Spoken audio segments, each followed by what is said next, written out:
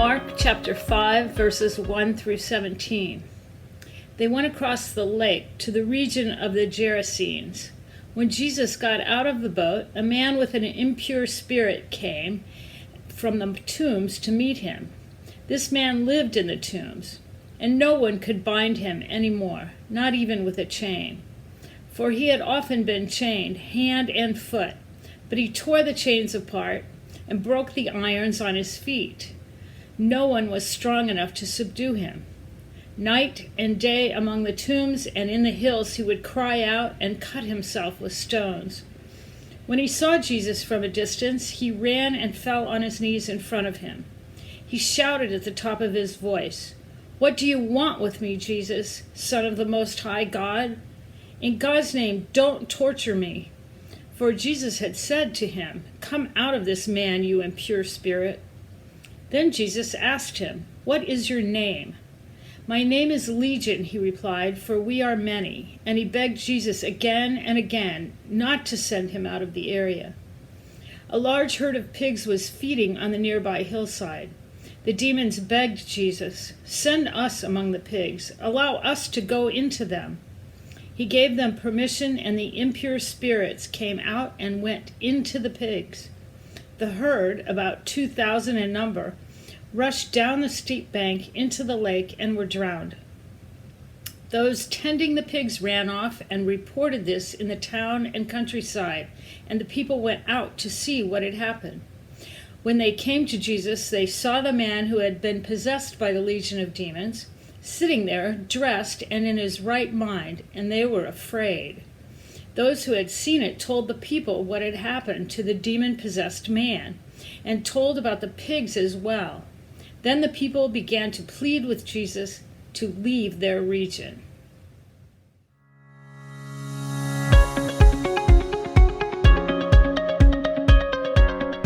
You know, sometimes Jesus told parables to his disciples, and sometimes the early church told parables about Jesus. And I believe that the story we have from Scripture today is an example of one of those parables that the church told about Jesus. Parables, as an ancient art form, were meant to subvert the way that we usually see the world, setting our expectations on end and offering us a new lens to see life not as it is right now, but as it could be in the kingdom of God.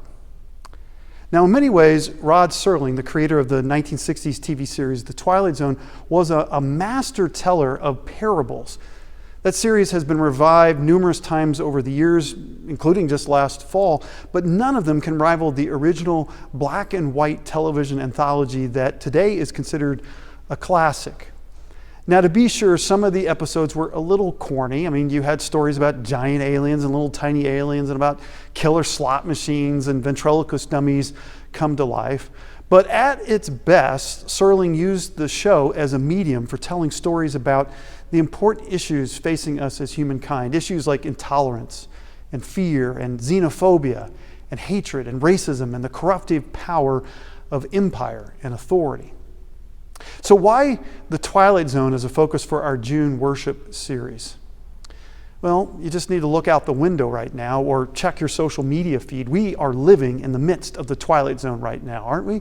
We are living in that in-between space that Serling described as between light and shadow, between science and superstition, between the pit of man's fears and the summit of his knowledge.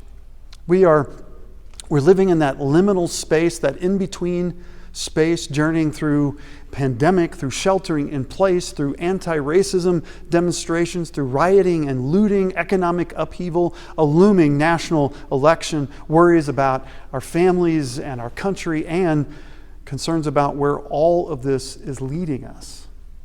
And you would be forgiven right now if you think that where all this is leading us is into the darkness. In 1964, during the civil rights movement here in this country, Serling penned an episode of The Twilight Zone entitled, "I Am the Night, Color Me Black." It tells the story of a small town where the authorities are about to publicly hang a white man for the murder of the town's violent white supremacists. The fact that the killing likely occurred in self-defense makes no difference to the racist citizens of that town who just want to see this local liberal idealist get his punishment.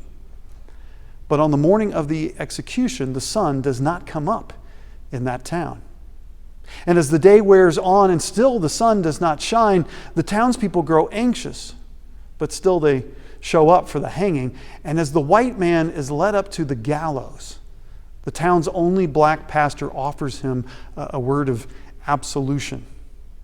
And in that moment, the white man admits that he actually enjoyed killing the town's bully and racist. They all watch from below as his body drops from the platform and as his limp body swings from the gallows. The darkness closes in around them even more. And we hear over the radio that the same darkness is now spreading to other parts of the world. Now, maybe we can relate to that story right now of a feeling of something oppressive gathering all around us, closing in on us, saturating the space that we inhabit. We may struggle to find the light right now as our country confronts the centuries-long sin of racism and white supremacy, a sin that manifests itself like a looming entity closing in all around us. Mark's story of Jesus' encounter with the possessed man tells of a similar looming, oppressive entity, a darkness that has taken over an entire town. What at first appears to be a simple story of Jesus exorcising a man possessed by an unclean spirit is, in fact, a masterful symbolic narrative from Mark's community about the unclean spirits that possess all of us. This deceptively simple story virtually drips with metaphor. The possessed man, well, he hides in the town cemetery among the dead, a place considered unclean by the Jews. And the townspeople have attempted to keep him bound, to keep him shackled and chained up, even as he keeps breaking out of the chains. He spends his days then howling in torment in the cemetery until Jesus arrives. The unclean spirit declares to Jesus that its name is Legion, it says, for we are many. Now, Mark's audience would have immediately understood it. A legion was the term for the largest unit of soldiers in the Roman Empire's army. So what possesses this man, what torments him, is the evil spirit of the empire itself. It is the oppression of their occupiers that is making him unwell, that causes him to cry out. And what is Jesus' response? He makes the unclean spirit leave the man and enter a nearby herd of pigs, an animal considered, by the way, unclean by the Jews. And the pigs then run themselves down a nearby embankment and drown themselves in the lake. Now, at this moment in the story, we can almost hear Mark's community saying out loud to themselves, yes, Jesus drowns the unclean spirit, the Roman legion, just as Moses in the Exodus parted the waters and those other oppressors of ours, the Egyptians, were drowned in the sea. This is not just a simple story of an exorcism. It's Mark's community acknowledging that they are possessed by the unclean spirit of empire, the unclean spirit of violent domination, of economic injustice and authoritarian control. It permeates the air that they breathe. It swallows them up like a town swallowed up by hate, by darkness, where daylight never comes. And into this darkness comes Jesus, healer, liberator, setting the people free from oppression and leading them, at least some of them, into the light. Now, whether we connect today more with the story of a small American town covered by the darkness of racism, or the story of a first-century Mediterranean town swallowed up by the darkness of oppressive empire, we might stop and ask ourselves today, what darkness looms over our communities right now? What oppressive forces hold us in chains, shackle us, force us to remain in the land of the dead instead of the light of the living? Clearly, we are a nation, a people right now confronting our shared national history, our national sin of racism and white supremacy, institutionalized discrimination, and the oppression by the American empire over persons of color, some of whom have literally been kept shackled and chained, forced to live in the land of the dead. This week, I've started to hear calls for reconciliation, for hugs and good feelings, and can't we all just get along? But as much as we might want that, it is simply too soon. Jesus doesn't show up and just pat the possessed man on the back and give him a hug and wish him well. He exorcises the very demons that are destroying his humanity. Jesus knows the unclean spirit must be named, must be called out for what it is before any healing and wholeness can begin.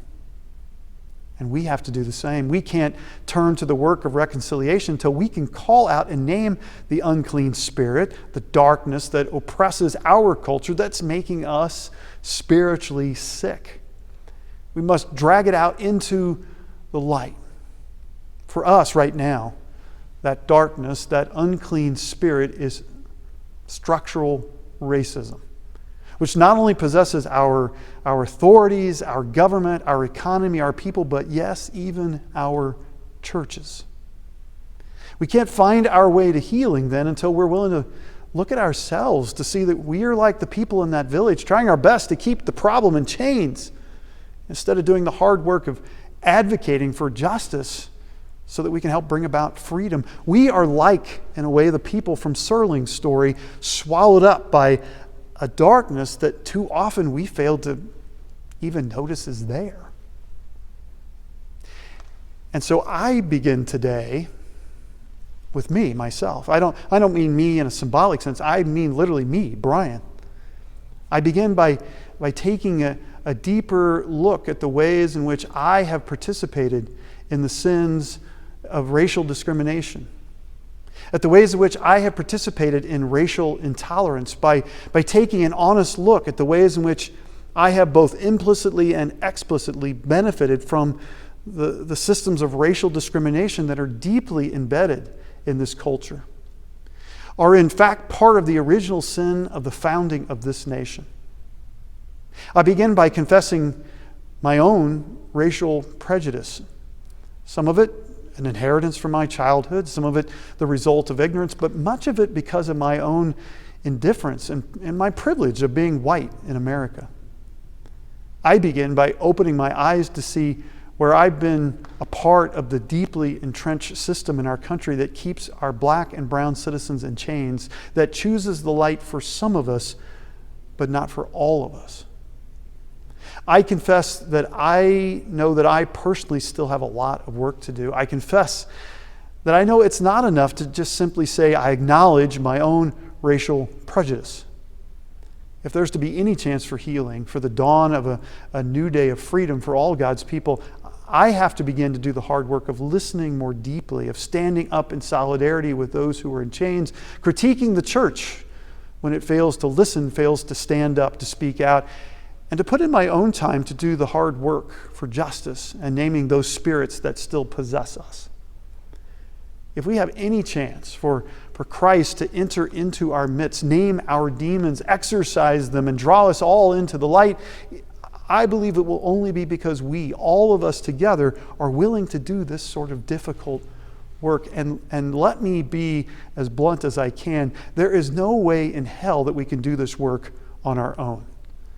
This sin, this unclean spirit of racism is just far too big for any of us to tackle by ourselves. We need each other right now. We need community. Yes, we need the church. We need you. We need me. Together. Only together do I have hope still that Christ's love can enter into our midst and bring light into the darkness. This week, as some of you are aware, an anonymous graffiti artist once again tagged the front steps of our church with words drawn in colorful chalk, words that really do speak to the values we hold as a church at First Christian, as a faith community. And then the rains of a storm came this week and washed away all those beautiful words, all but one. One word remained, the most important word, the word that points us toward the light.